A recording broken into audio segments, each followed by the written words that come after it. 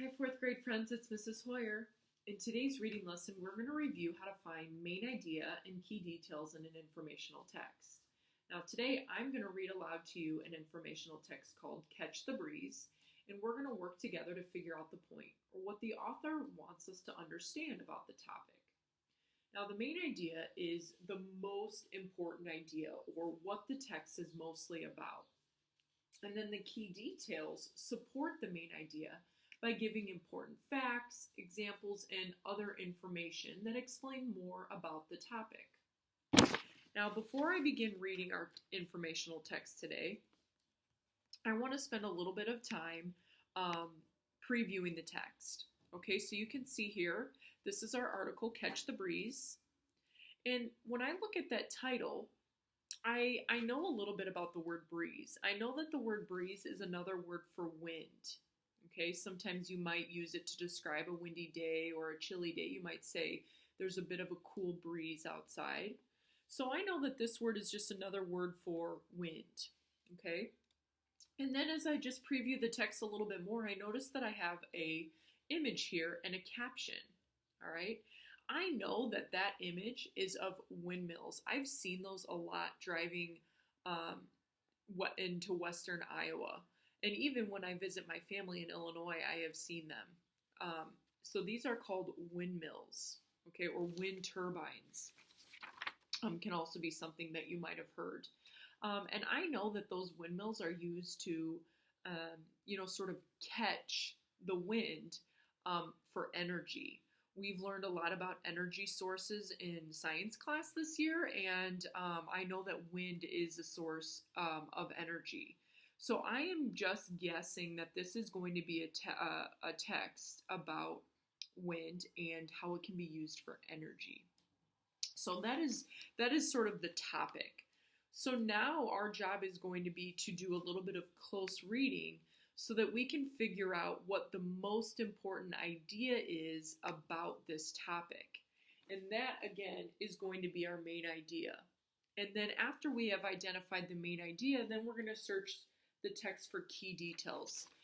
Details in the text that tell us more about that main idea. Alrighty. Like I said, the title is called Catch the Breeze. Wind can help fly a kite, power a sailboat, or spread seeds. Around the world, wind has also become an increasingly popular and inexpensive source of energy that is converted into electricity. At the National Wind Technology Center in Colorado, scientists are working to advance wind power technology. Wind is often considered an environmentally friendly source of power.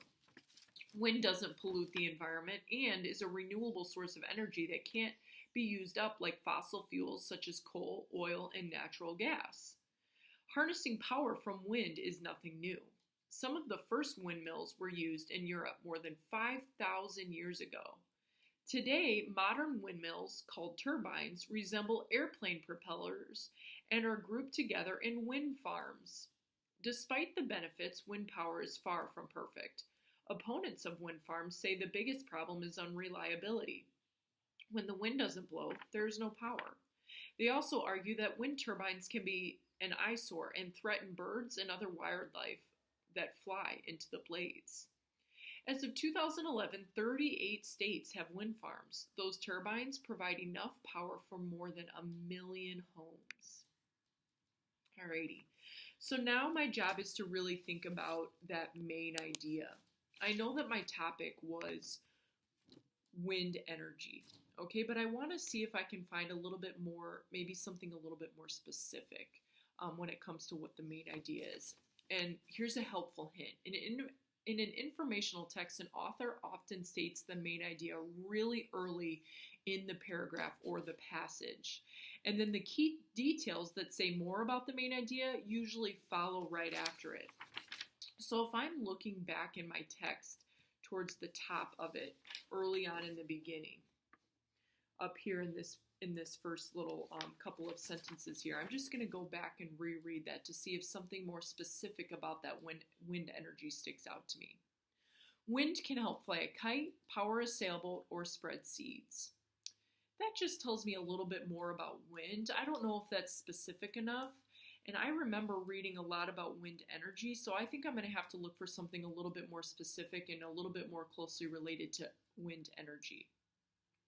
It goes on to say around the world, wind has also become an increasingly popular and inexpensive source of energy that is converted into electricity. Right there, I think that's pretty specific, and I think that's really what the author's main point is, or what the author really wants us to understand and learn from this. So I believe that the main idea of this text is wind power is being used as a source of energy all over the world. Okay. If I remember back to that hint that I just shared, now I know that those key details, a little bit more specific information, they tell us more about the main idea, that should follow closely after. And as I'm looking here, I notice I see Colorado, I see things stated here in Europe. And so I'm going to just look a lot closer at those things to see if I can find some more key details.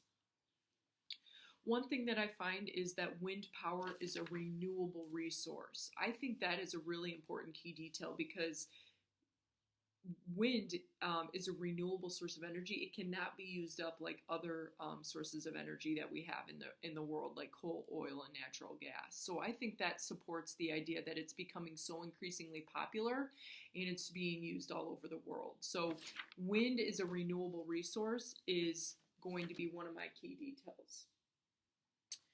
As I keep looking here, I notice that in Colorado, scientists are working to advance wind power technology. Again, I think that's a key detail because it supports the idea that it's being used as an energy source all over the world, and scientists are working today to try to advance this technology. So that would be my key detail number 2.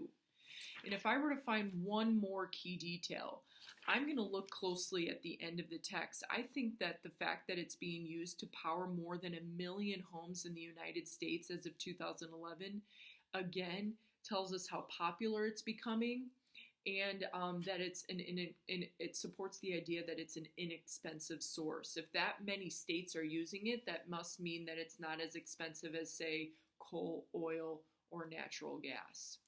So the fact that it's being used in these wind turbines are being used to collect that much energy or sort of catch the wind and produce that electricity to support over 1 million homes, I feel like that is my third and final key detail. Now later today, I'm going to ask that you listen to another story that I read, and I would like you to fill in a main idea and key details chart just like this one. Look for that Flipgrid code because that is where the activity that you will complete will be. I miss you. I wish I could see you, and I hope that you are enjoying these videos as much as I am. Alrighty, friends. Thank you.